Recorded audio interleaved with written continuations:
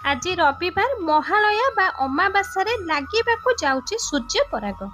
केउ राशि पाई भल आउ केउ राशि पाई खराब आउ एही दिन पितृपक्ष मध्य पड़ुची। तो एथिपाई एही सूर्य पराग बहुत खास हेबाको जाउची।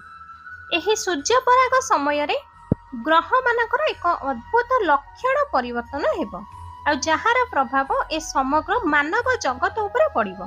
तेबे चलंतु जानिबा एही सूर्य पराग काहा उपरे भल प्रभाव पड़िबो एवं काहा पई खराब रहिबो।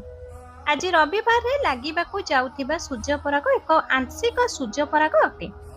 ज्योतिष अनुଯାयी सूर्य पराग व्यक्तिक जीवन रे शरीर रे प्राधान्य पकाई थाई। विशेषकर पितृपक्षर एही पराग पड़िले एहार गुरुत्व आहुरी भी बढ़ी जाई थाई। पराग समय रे उभय शुभ और अशुभ शक्ति मान सक्रिय होई उठी पड़ती। तेणुक एही समय रे ठीक प्रतिकार कले जीवन रे निश्चित भल प्रभाव पड़िबो। एही सूर्य पराग रात्रि 11 आरंभ होई भोर 3:24 पर्यंत रहिबो। आउ एही सूर्य पराग भारत रे दृश्यमान हेबो नाही कि एही सूर्य परागर सूतक काल मध्य मान्य हेबो नाही।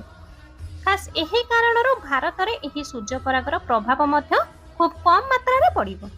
वर्षर एही शेष सूर्य पराग मेष, कर्कट, कन्या, बिच्छा एवं मीन राशि व्यक्ति सकारात्मक रहिबो। विशेषकर क्यारियर और आर्थिक क्षेत्र में सफलता प्राप्ति पाई पारंती।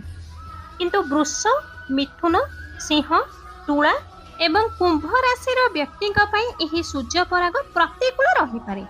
तेणु एही राशि व्यक्ति स्वास्थ्यर जत्न नेबा सहित सतर्कता रहिबाको पड़िबो। भिडियोटी जदि पसंद आसी थाए भिडियो गोटे लाइक करंतु। भिडियोटी को अधिक मात्रा रे शेयर करंतु। एही भली भिडियो आगो को देखिया पे हम चैनल सहित जोड़ी होई रुहंतु। चैनल को सब्सक्राइब करी पाखरे थिबा बेल आइकन टी को दबाई दियंतु।